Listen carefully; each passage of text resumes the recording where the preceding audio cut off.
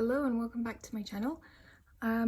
So this is going to be a very long project in the works because I'm going to be basically recording my progress of design work every single week for the whole year. And I basically wanted to just share like what kinds of things I present to my tutors, how I put together my presentation packs, and what kind of like research and what the methodology for my project is. And hopefully by the end of this it'll be interesting to see kind of the progress over the year and also how the project turned out. So right now we're in week 1. I've basically just been researching the brief and kind of figuring out the elements that are interesting to me specifically. So what I did this week was just do a bunch of research. I didn't actually create anything, more just found images, articles, books, that kind of thing that kind of related to parts that were interesting to me in the brief. So this first one is about exploring spoils through the lens of weather and looking at environmental crises that's happened around the world. In particular, I've looked at South Asian countries. So you've got floods in China, this is in Bangladesh, and this is in India, before and after. I was kind of interested in looking at domestic spaces as well. And it was interesting because the more I read about this topic, the more I realized that floods and natural disasters are even worse in sort of South Asian countries because of the urban risk divide, which is kind of like added here. And that basically means they have a lack of financial capacity in developing countries, which worsens the impact of disasters because they're basically unable to have access to better kind of support throughout their country. The second page is basically looking at the skeletons of cities. So I kind of focused on lost civilizations and cities again around the world, looking at ones in Italy, China, and Jamaica. These were all also quite interesting because obviously these are entire societies that have been lost to natural disasters. And I kind of questioned over here, how can we preserve lost cultures and cities which have been lost to natural or purposeful changes? So it wasn't always the case that these were destroyed because of some natural disaster. Some of them were actually purposefully lost. So I found that quite interesting too.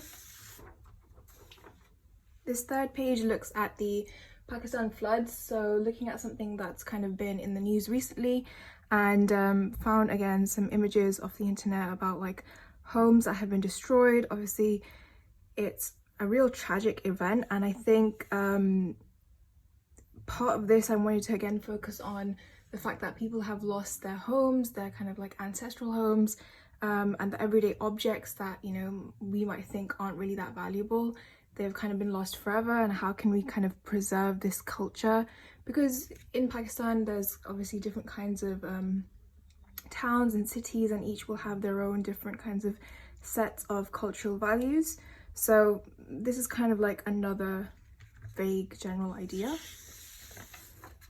This next page looks at humankind's relationship with water that has shaped civilizations. So I kind of looked at, again, natural disasters, which were sort of depicted through myths and legends and religious texts.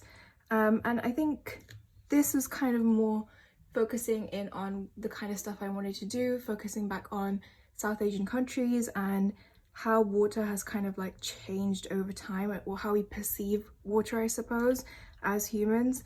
And can we avoid natural disasters through more innovative designs? And then this final page looks at something I just kind of found interesting, and at the tutorial my tutors kind of said this is a really good kind of golden nugget because it's something that you have come across but haven't really delved much into, but could be really interesting and could make for an interesting project. So this one specifically looked at rivers as a person. So in New Zealand, and I believe in Bangladesh as well, rivers were granted a personhood, which meant that they had the legal rights as any person would. And they found this quite interesting, told me to do a bit more research into it and what that actually means. You know, so if someone harms the river, does that mean it's like a crime equivalent to hurting someone in real life? And you know, and then we can kind of speculate whether, you know, is the river our client, is the river our site, you know, how does that kind of work in the dynamics of creating an architectural project? So that's all I've done for this week. I think next week's aims are kind of to do a bit more research, find something that I am really and truly interested in, and figure out whether there's some kind of way to link all these together, and then also link it to my thesis question or topic, because I think that's going to be really helpful to do and kind of make it easier for me to do research in that sense. So yeah, that's week 1.